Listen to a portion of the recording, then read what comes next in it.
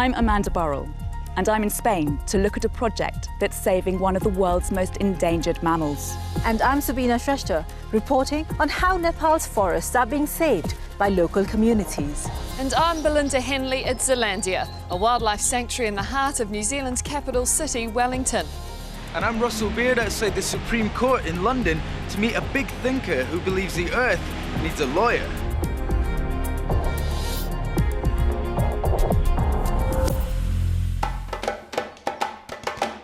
The Iberian Lynx is the most endangered cat in the world. It used to be common in Spain and Portugal, but by 2005, there were less than 150 left. I'm Amanda Burrell, and I've come to Doñana National Park in the south of Spain. I'm on my way to visit a breeding centre which lies at the heart of a programme which is stopping the Iberian lynx from dying out. Encantada de conocerte. Bienvenida. Thank you very much. Why is this centre so necessary? Bien, el lince ibérico se encuentra en una situación muy crítica. Es el felino más amenazado del mundo. Tenemos un número de animales en cautividad para preservar la diversidad genética y estamos criando linces para llevar a cabo programas de reintroducción. Puedo enseñarte las instalaciones donde tenemos a los animales. I can't see any lynxes. Ahora mismo ellos están ocultos en sus parideras o detrás de un tronco. Los animales están habituados a que solo un grupo de personas, sus cuidadores, estén cerca de las instalaciones y andando por las instalaciones. Queremos que eviten el contacto con el humano, queremos que tengan aptitudes para sobrevivir en la naturaleza. La única forma que tienes de ver linces es a través del sistema de videovigilancia, a través de nuestras cámaras. Muy bien, Amanda, aquí tienes los linces. Wow, they're beautiful. Sí, sí lo son, fantásticos. Pues tenemos más de 60 cámaras, las 24 horas del día, todo el día. Cada hora tomamos unos datos etológicos de los animales. Nos han permitido conocer mucho del comportamiento de esta especie que no se sabía. Hemos descubierto cómo son las cópulas, estamos evaluando a los cachorros que van a ir al campo. This intelligence gathering is paying off. 6 years ago, the programme started with only 4 lynxes. Today, there are 30, and they all need feeding. Un día para todos los animales podemos gastar 15, 16 conejos muertos. Los animales en cautividad siempre los tenemos controlados el peso, los tenemos muy controlada la alimentación. Depende del día de la semana, unos días comen vivos, otros muertos. No. Poor little things. One of the problems in the world is that the rabbit, which is the lynx's main source of food, is disappearing due to disease. So for the lynxes here in captivity, it's luxury that there are rabbits on tap every day. The loss of their natural habitat, hunting and road accidents have also proved fatal for the Iberian lynx. But the animals here are well looked after. Right, let's go and deliver lunch.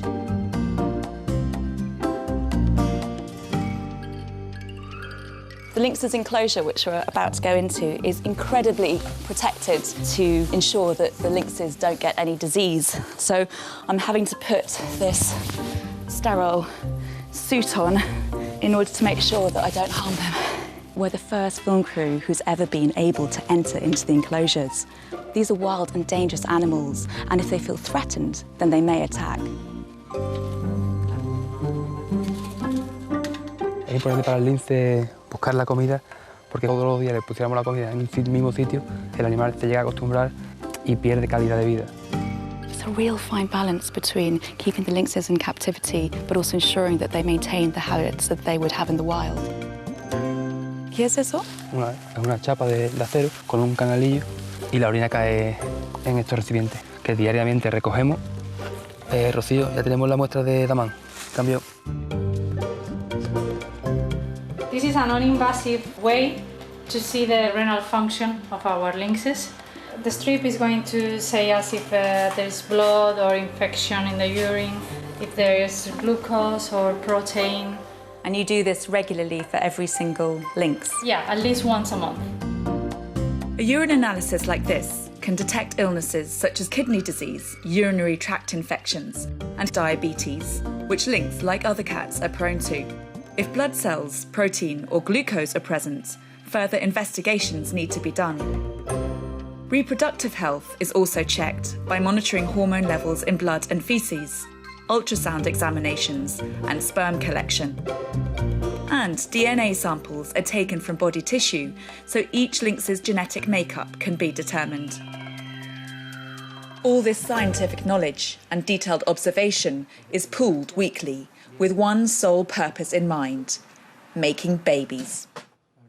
No desperdiciar a un macho como Félix y, no sé, juntar a lo mejor a Gitanilla con Ébano. Me gusta más esa pareja porque Damán con Aura, con lo que se vio el año pasado es que se llevan fatal. Why is it so important to get the pairing right? Hay muchos animales que necesitan conocer al macho con el que van a estar copulando, así como conocer a la hembra. Tenemos en cuenta la genética, pero también el conocimiento. Conocemos a los animales perfectamente. So it's like a dating agency with a very serious purpose. Sí, no cabe duda. Estamos trabajando con una especie en peligro crítico de extinción. Este año, aquí en Acebuche, han nacido 14 cachorros. 8 de ellos los estamos entrenando para liberarlo al medio natural. Es un momento increíble y fantástico. Llevamos muchos años trabajando por llegar a este momento y nada, ha llegado. Estamos preparados.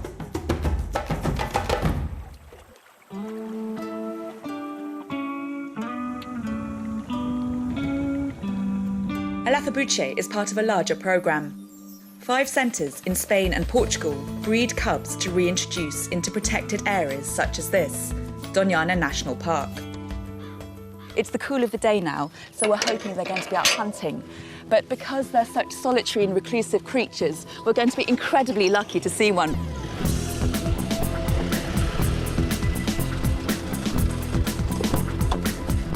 Vamos.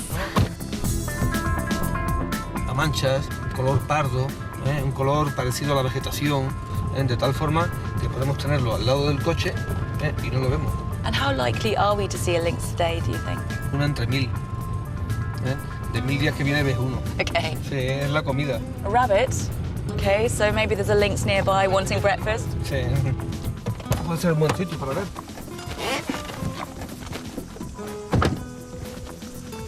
Una zona donde hay mucha comida, mucho conejo. Podemos intentar buscar por aquí a ver si vemos algo.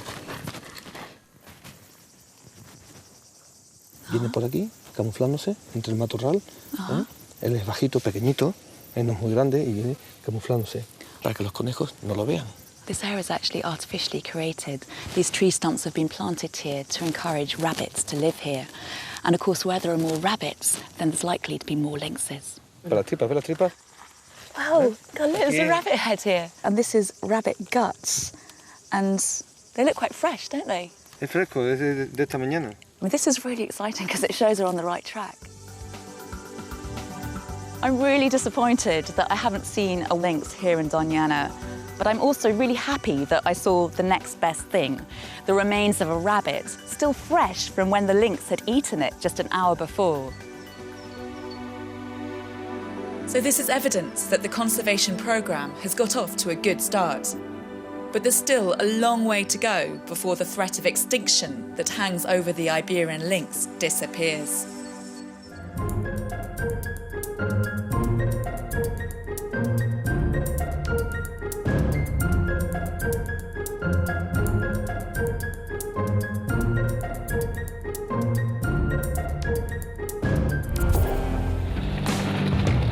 My generation of Nepalis grew up with this saying, the green forests of Nepal are its true wealth. But that national wealth is declining really fast. Every year, 2 to 4% of Nepal's forest is decimated. And in the past 2 decades, we lost a quarter of our forest coverage. We're heading towards the mountains, the district of Telugu, where things are significantly different.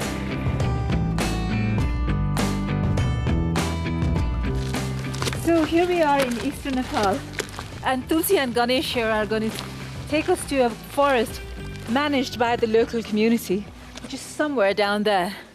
Should we go? Yes. Success हुनको लागि यो समुदायले आफै व्यवस्थापन गरेको, आफै संरक्षण सम्वर्धन गरेको र उसकै लागि उपयोग गर्ने चीज भएको हुँदाखेरि यो सफल छ। सो यो जंगलमा चाहिँ करिब 50,000 रुखहरू छन्। र यो निश्चित उमेर पुगेपछि मलाई लाग्छ एउटा रुखको मूल्य कम्तीमा 5,000 हुन्छ। यो हिसाबले हेर्ने हो भने असाध्यै धेरै प्रपर्टी अब यो सामुदायिक वनभित्र छ। So for each tree that is chopped, at least 2 or 3 trees are planted, just to make sure that the forest is sustainable. यहाँ केही थिएन नि पहिले पहिरै मात्रै थियो केही नि थिएन रुखपात यो उम्रेकै थिएन अहिले सबै थोक राम्रो भइरहेको छ चिरैतो यो चाहिँ हाम्रो सामुदायिक वनभित्र पाइने एउटा यो चिरैतो भन्छ पहाडी क्षेत्रमा पाउने यो अति मूल्यवान यो हाम्रो चाहिँ अब किलोको 500 रुपैयाँ किलो अलिकति खाएर हेर्नुहोस् त्यसलाई कस्तो रहेछ सरे त्यस्तै धेरै खाने होइन थोरै खाने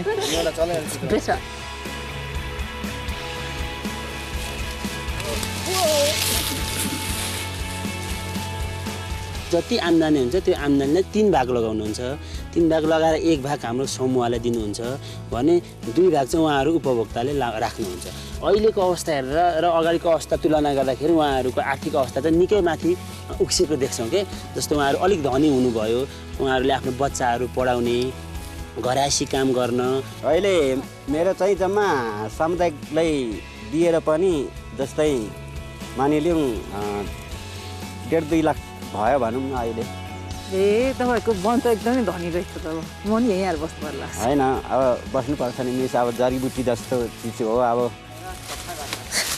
मलाई चाहिँ So we've just seen a forest that's doing really well. Now we're going to see a forest that's just been started a couple of years ago. यहाँको जंगल त्यतिको ठुलो बन्नलाई कति समय लाग्छ होला? यो चाहिँ करिब 15 देखि 20 वर्ष। उति अलि छिटो बढ्छ। पहिला चाहिँ सिमसार क्षेत्र सानो यसो भैँसीले पानी खाने र भैँसी आल बस्ने मात्रै थियो। यसले मात्रै भएन हो हाम्रो कपिलदाहरू हामीले सिमसार क्षेत्रको संरक्षण गर्यौं भने भोलिको हाम्रो सन्तानहरुलाई या यो अहिले विश्व चर्चित जलवायु परिवर्तनको जोखिमबाट अनि बच्नको लागि हुने रहेछ भन्ने कुरा हामीले सिकेर हामीले अब यो त्यही अनुसारको हामीले नर्सरी राखेका छौं। अहिले पछिल्लो बेला चाहिँ उपभोक्ताहरूले वनको महत्त्व बुझे आवश्यकता बुझे यो वन हामीलाई चाहिन्छ है भन्ने कुरा बुझेर अब जनताले नागरिकहरूले प्रेसर गर्छन् यति वन हामी सामूहिक रूपमा संरक्षण संवर्धन र व्यवस्थापन गर्छौं।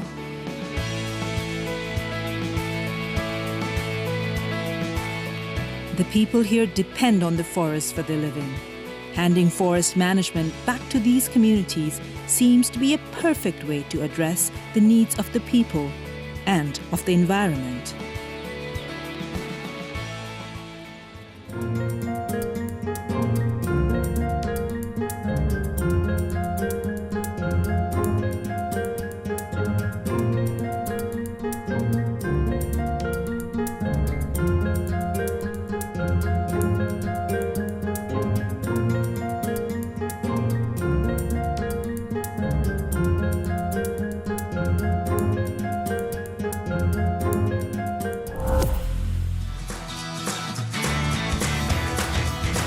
In most countries, the environment has no legal rights. Corporate CEOs and heads of state are not bound by law personally to look after the earth and clean up any mess they've made. Environmental lawyer Polly Higgins is trying to change that. In April 2010, she proposed to the UN that ecocide, the environmental equivalent of genocide, becomes the 5th international crime against peace. And today she's organised a mock trial at the Supreme Court in London, as if that law has already been ratified. When was the kind of the moment, the light switching on for you that you decided that this was going to be your path, that you wanted to push this forward? At the moment, as a lawyer, as a barrister, I just don't have the tools of my trade to do this. Today what we're seeing here is for the first time barristers have these tools to use in court, and that's hugely important. So this is not a case of just corporate bashing? No. No? Not at all. This is really a legislation that's about putting in place a law that creates a kind of think before you act mechanism. It may be a mock trial, but the cases are based on real events and nothing is scripted. Eminent human rights barrister Michael Mansfield will lead the prosecution against the chief executives of 2 fictional energy companies, while a real jury must ultimately decide if the alleged crimes constitute ecocide and if the CEOs are to blame.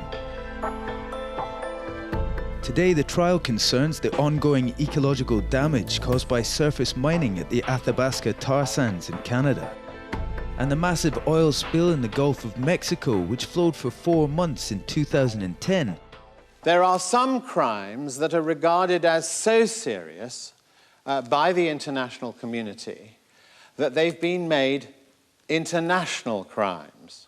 Companies cannot be given a license to spill and kill, provided they clear up the mess. That's what this is about. Strict liability and accountability. It's amazing. You can really feel the gravitas in the case. At one point, the jury were actually dismissed for a few minutes. And could you explain what was happening there? That was a legal issue that was raised by the defence, the interpretation of the Ecocide Act that's been drafted. Now, that was dismissed by the judge. It was an interpretation of what constitutes a superior responsibility. Superior responsibility is the principal doctrine of Polly's proposed act, which would hold the heads of corporations personally accountable for any environmental damage committed by their company.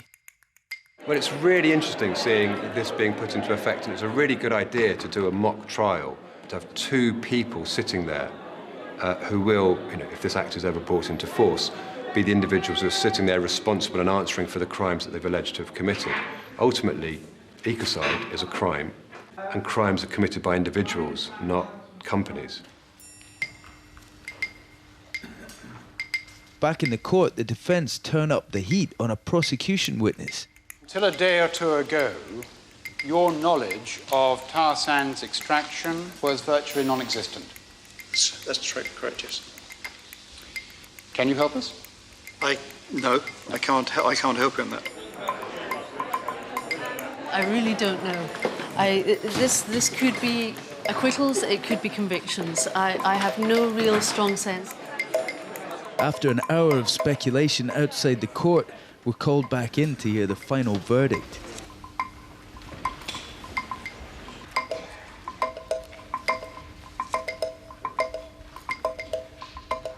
Foreman, please stand. Do you find Mr. Bannerman guilty or not guilty of count 2? Guilty. Do you find Mr. Tent guilty or not guilty of count 3? Guilty. What number convicted and what number acquitted? The decision was unanimous.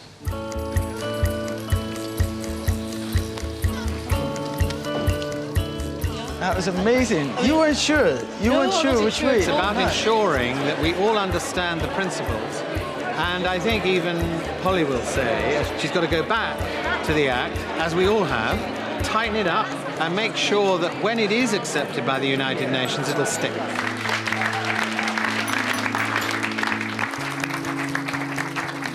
I don't actually want to see lots of CEOs in the dock.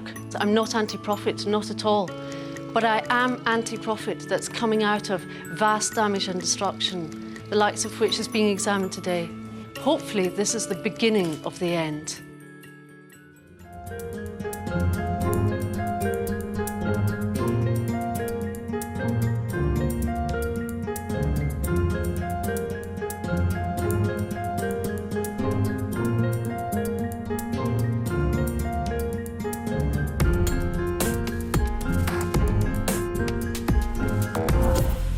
I'm Belinda Henley at Zealandia, a wildlife sanctuary in the heart of New Zealand's capital city, Wellington, where groundbreaking conservation work is bringing some of the world's most endangered species back from the brink of extinction.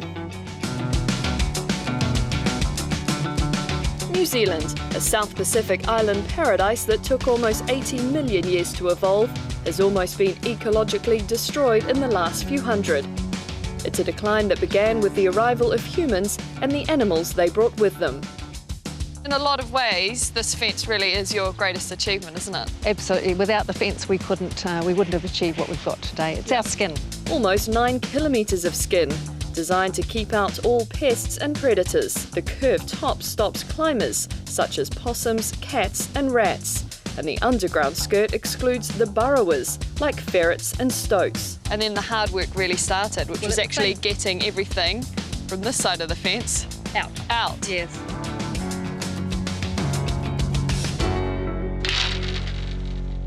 Since the fence went up 10 years ago, the only predators on site are in Raywin's freezer. So this is where the baddies end up. I hope it's not mixed up with your ice cream. No, we're very careful about that. I think what we've got in here is a possum. So it's more than 12 years since we've had a live possum in the sanctuary. And it's hard to believe something as cute as this could be such a devastating pest. Right. That certainly has an impact on the vegetation. So they eat lots of things. We've got rata in the valley that are struggling to survive, or struggled to survive before the possums were taken out. But they also, we now know that possums eat eggs and chicks of birds, and so a really good animal to get rid of. Here I've got a stoat. Stoats will kill birds as big as takahe. So ever since that eradication program, no stoats have been found? Not a single stoat. No live stoats since 1999. And so the birds are really flourishing as a result? Absolutely. It's terrific. 30 species now live free from introduced predators inside the mainland island created by Zealandia's fence. Among them reptiles, birds and fish.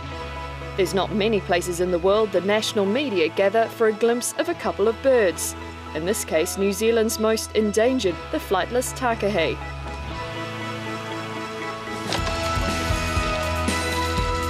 Two of the only 225 left in the world. The takahe join an astounding collection of some of the world's most endangered creatures. Among them, the tuatara, a reptile remnant from the time of the dinosaurs, which had been extinct from mainland New Zealand since the 1700s. Not so sure about what we're going to find in this box. And another prehistoric creature, the giant weta. So this is the only place in mainland New Zealand that we can see these giant weta? Yeah, this is the Cook Strait giant weta. Rats love them, so they became extinct on the mainland 100 years ago. And so we've had to bring these wetas back in from offshore islands. It's so thrilling. I love them. But the real stars of the sanctuary are the stunning collection of birds, including the kakariki, whose rowdy call hadn't been heard in the city for decades. That's the red-crowned kakariki, missing from Wellington for over 100 years, and now we've got the sound of them back. It's just wonderful. But perhaps the biggest success story is that of the little spotted kiwi, which are closely monitored by the country's leading kiwi expert, Dr. Hugh Robertson. Let's try here, see if we get the signal.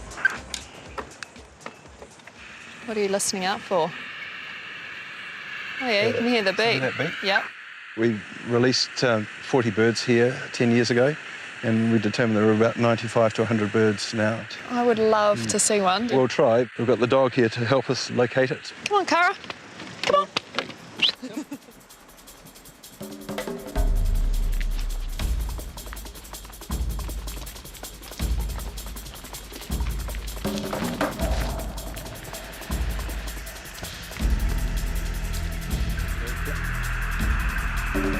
We've gone past it now. The signal's more over this way. Yeah, we can try up there. But the transmitter can only take you part of the way. It takes Cara, the kiwi dog, to bring you home. Yeah, I think it's just in here somewhere. That's where I reckon it'll be down here somewhere. There, but this is the only way you can, unfortunately. They don't like being pulled out of their burrows. They don't. Is it a he or a she? This is a he. One of the features of kiwi is that they've got their nostrils right down here where my finger's pointing, rather than at the base of the bill like all other birds. So they use that sense of smell to hunt for insects, and sharp little claws. Yeah, no, those claws do look a bit vicious. Yes. You've got a few scars. Just rest them like you would a baby there. Feel a bit of pressure. This is worse than holding a newborn baby. Such a precious creature. Do you have any idea how lucky I am to be doing this? It's amazing. You get a biscuit for that, don't you? The kiwi may be the poster child for Zealandia's success, but all creatures great and small are vital to this shining example of ecological rejuvenation. The trick now is how to spread this success to the rest of mainland New Zealand.